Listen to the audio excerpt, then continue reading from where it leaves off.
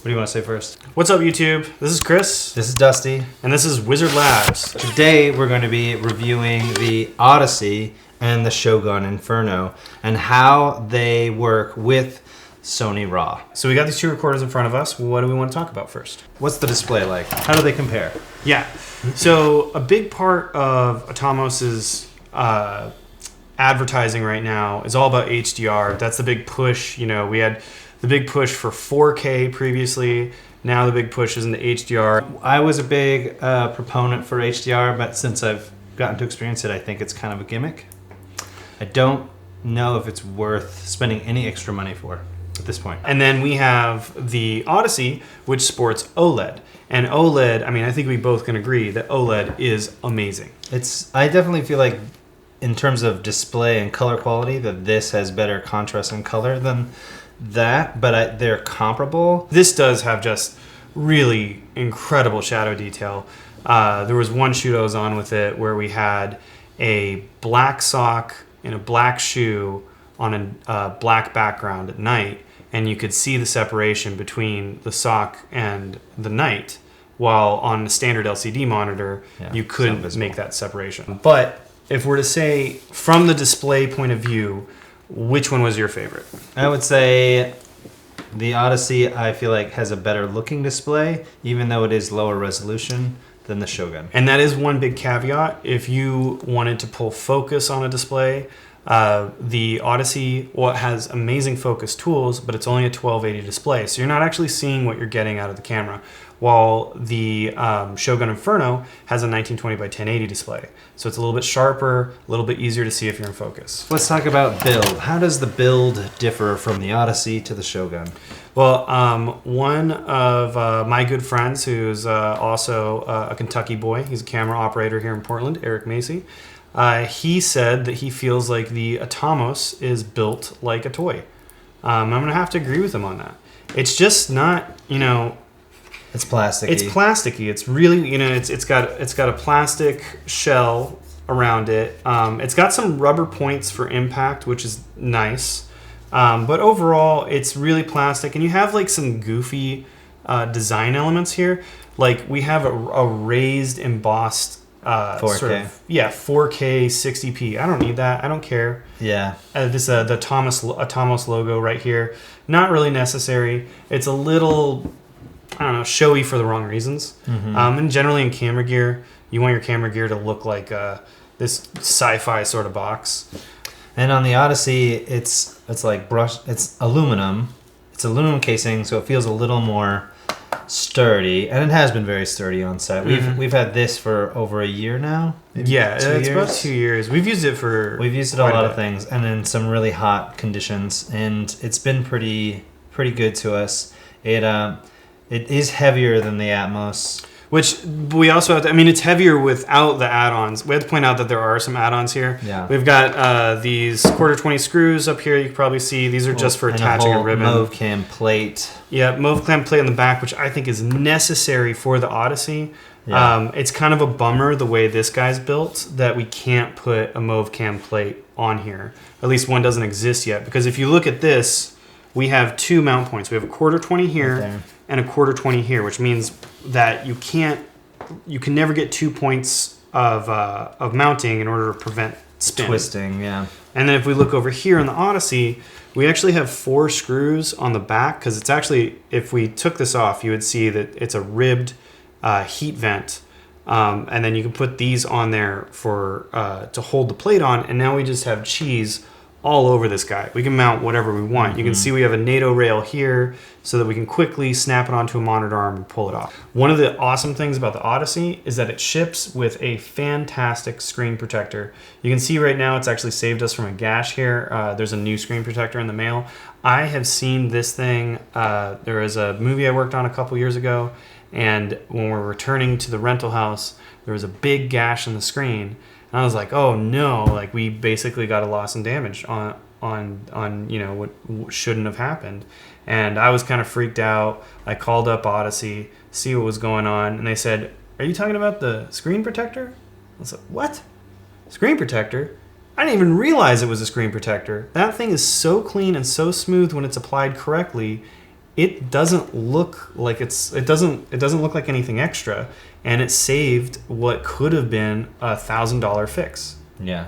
So that's pretty cool. No screen protector on the Atomos. It saved you $1,000 fix and time. And time, yeah. Because you don't have to mail it in. What I really love about the Odyssey is like once you stab in here, you have just a plethora you have more outs than you need when it comes to SDI, and SDI is a much more durable solution for video out than HDMI. Yeah, one of the neat things about this is when you're going in SDI A and you're just doing a single raw recorder on Odyssey, then your SDI A out and your SDI B out become video out. So you can actually chain one to a dead end EVF, the other one can go to like say a Teradek 2000 and wirelessly transmit over to your client monitor. The other thing I really like about the Odyssey is you can choose to have a LUT on one video out and not on the other, or record tally on one and not on the other, or you can have all your readouts like all your exposure tools on one and not the other. So this makes it kind of like,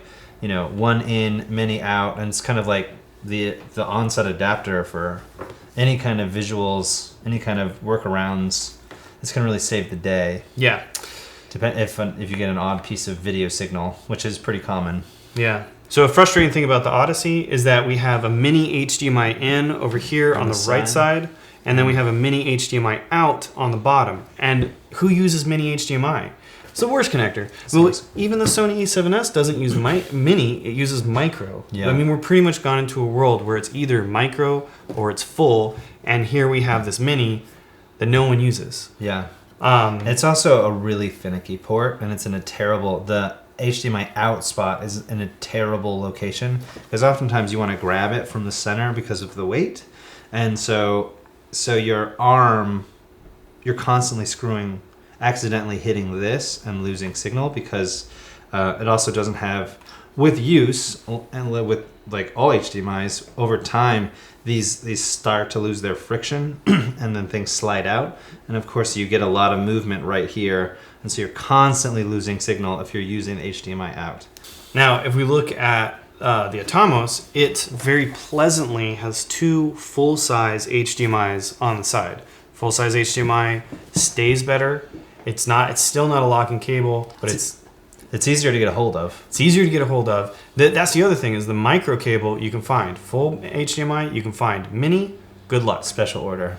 But definitely special order, and we couldn't find any right angle minis that went the direction we wanted it to go. So they would go backwards, but we have our plate back here, so we needed to go this way. So it's always in a weird, bendy, it was never good. Couldn't find it. Another negative point for the Odyssey as far as build goes is if we look at this, we have all of our ports at the bottom. If you look at most professional monitors, they don't have ports at the bottom, they have ports on the back, sticking out this way, so that you can access the monitor from the side, you can access the monitor from the bottom, you can grab it however you want. When you have this thing fully kitted up and you're running your Sony RAW in, you might be running one out to your EVF, you might be running another one out to your client monitor. This becomes a really dangerous area, and if you have the HDMI, Dusty likes to use a micro HDMI to a full-size HDMI to a wireless transmitter. When you put all that in there, this is a dangerous thing to do. There's just too much stuff. And then there's also the fear of impact, which fortunately with the Mauve Cam comes down it comes down low enough so that if it sits, we're not impacting the SDI ports. But the default build, an impact coming down could crush one of these ports, and then you have a pretty huge repair bill on your hands. Yeah. Okay, so first off, let's look at this one. This is what the Odyssey came in. It's an older box. It's been in my garage, so it's a little dingy. Yeah, and this is an item that was over $2,000. Let's look inside.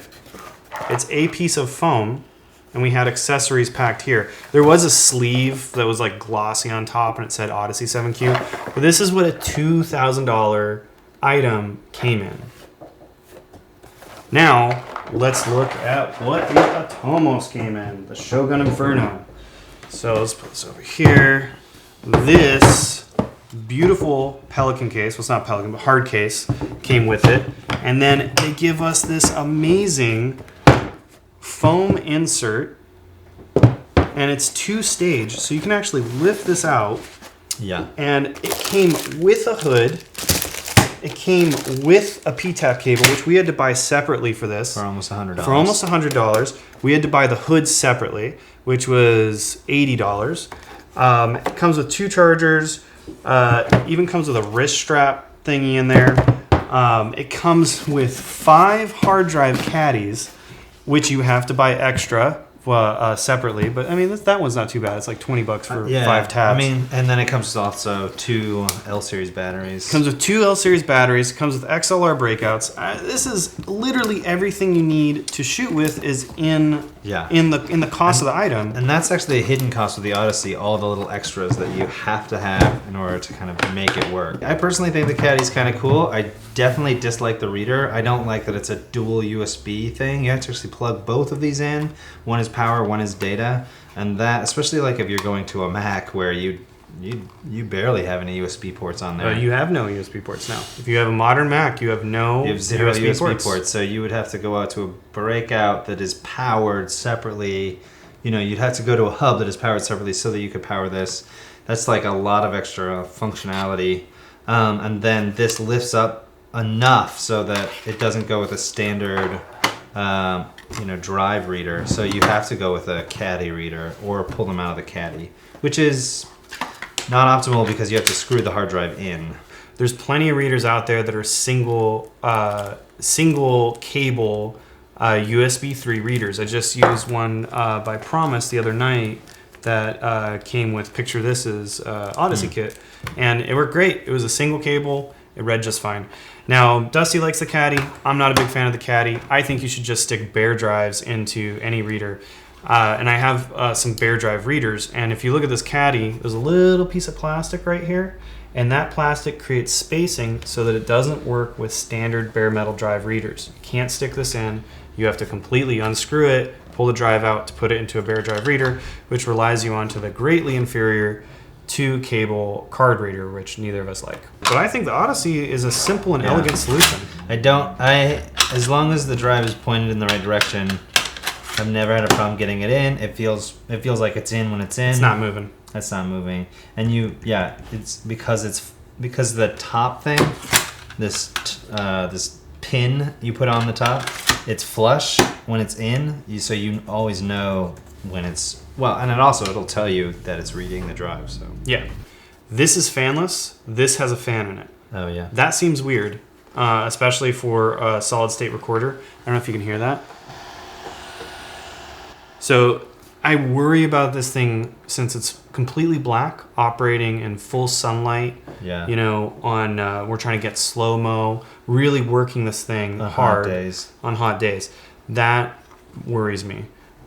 This guy, it has no fan, which probably should worry us more because it's not getting any heat out. But I know that it's designed to be a passive cooling system. I've had this out on like 100-degree days out on like a soccer field, and where it was so hot I had to change my shoes out in the middle of the day because my feet got too hot.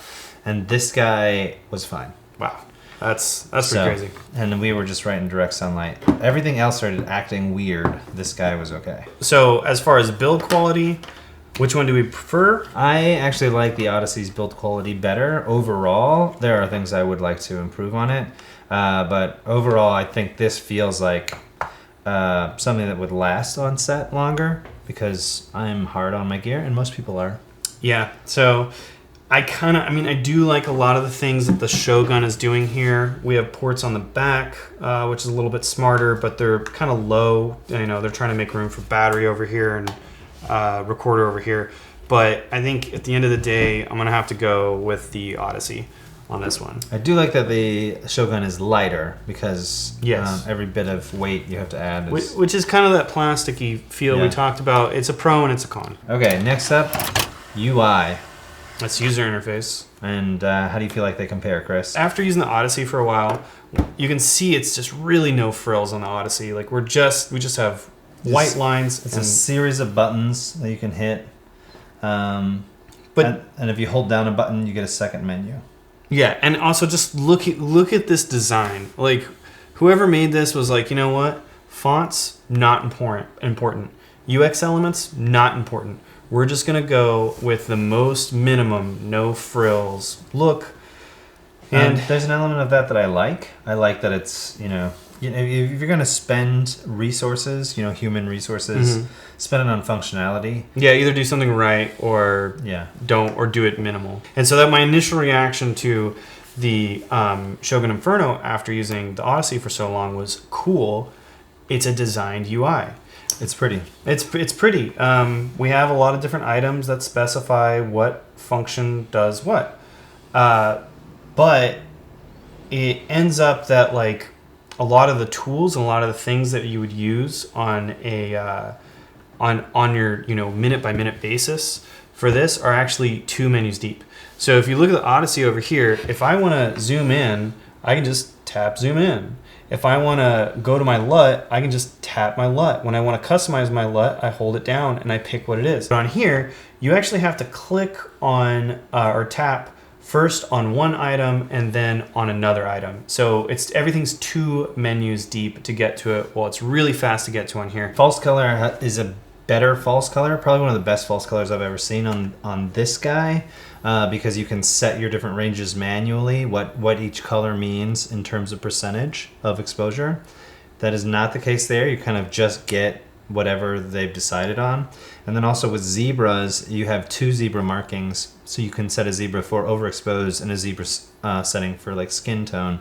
So you have a cleaner and quicker read on this guy regarding zebra exposures and false colors. Yeah, because I mean, a lot of what you want out of your false color generally is when you're looking at it, you want to see if you're underexposed, overexposed, and where your skin tones are at. Yeah, where your important pixels are. Yeah, and so we have a pink color set on the Odyssey to show where skin tones hit 65 IRE, which is generally what you're trying to hit for your skin tone highlights. Not as easy here. You're gonna have to reference a chart.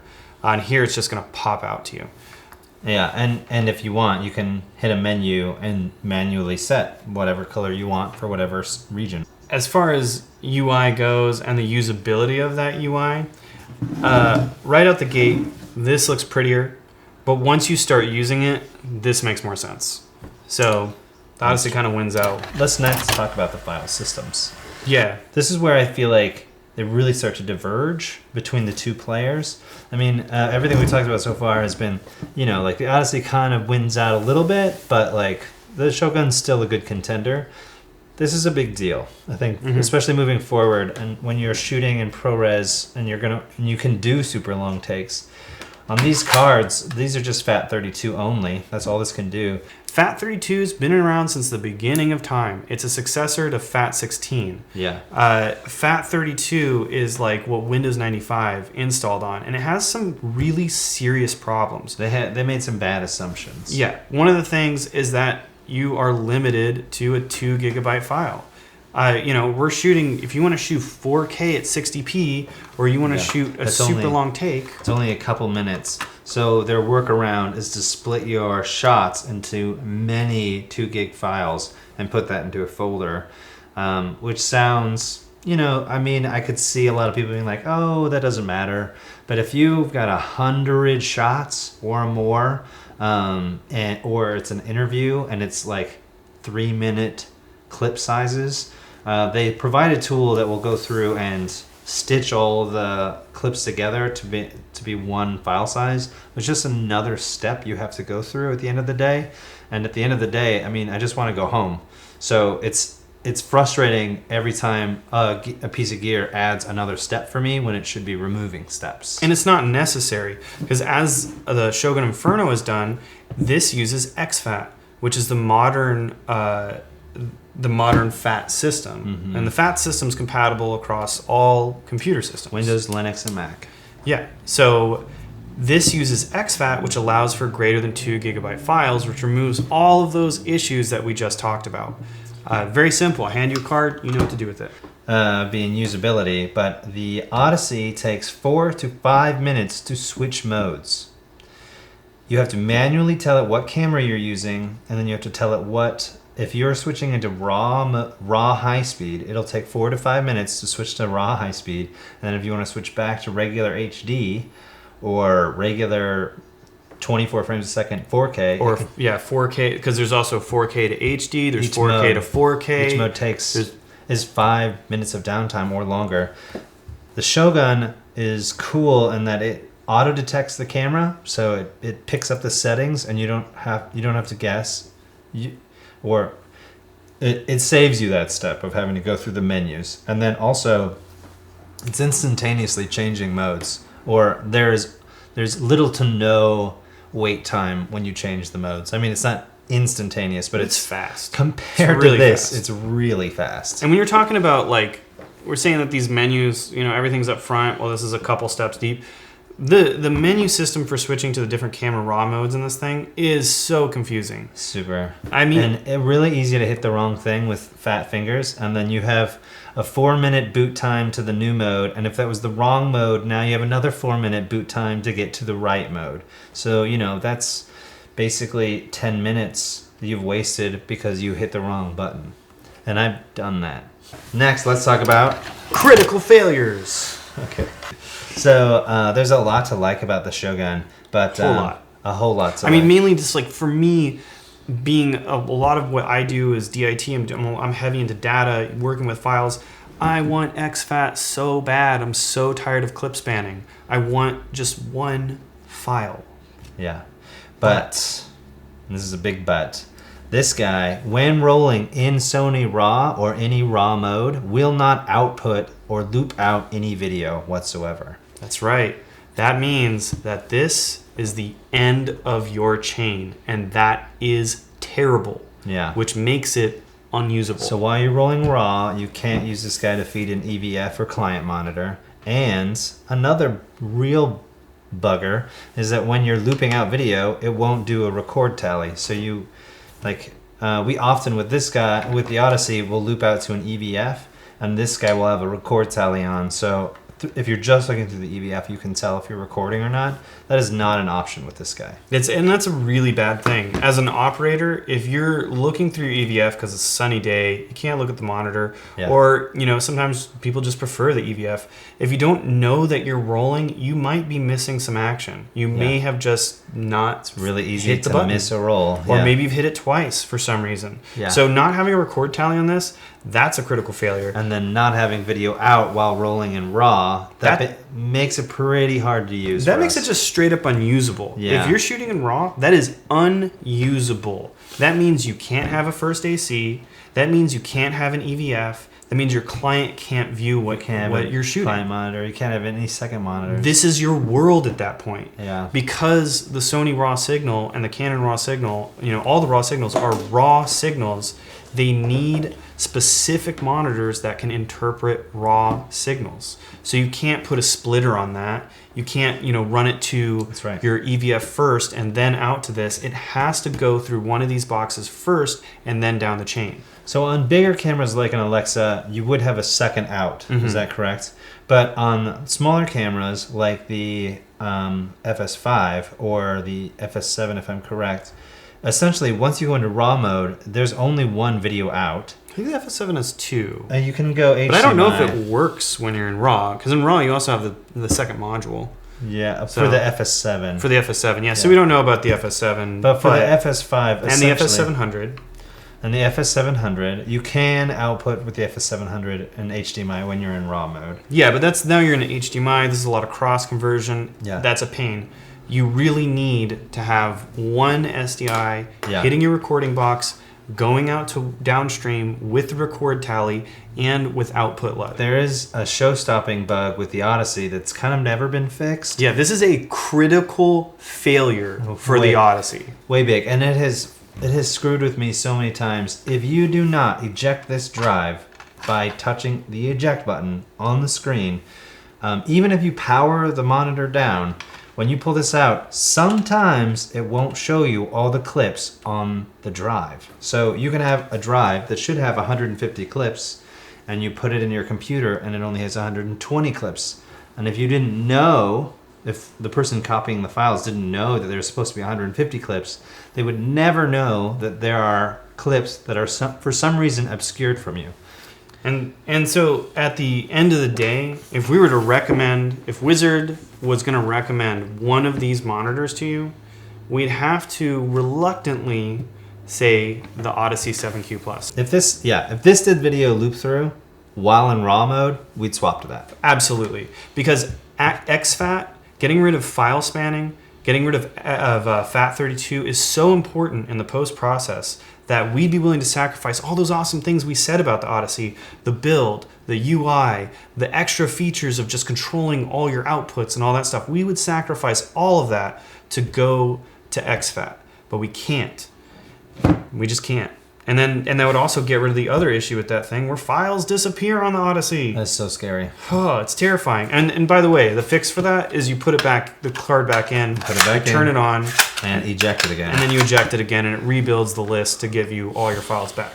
But something you gotta watch for. It's really frustrating. It's so scary. Convergent design. If you're watching this video, please switch over to exFAT. Please switch over to exFAT. It's a modern file system. I don't know why you're on FAT32. It's frustrating. We love your product. Yeah. And Atomos, please give us video out. That's insane. Probably no cussing. Go. We can beep it. Okay. But yeah. Why? Why did you do that? So that's our review. If you guys like this, just like and subscribe on the bottom. Hopefully, we're going to be doing a few more of these because we're gear nerds. Yeah, and if you have any questions, I guess go ahead and ask them in the comments. Yeah, leave a comment. We'll get back to you.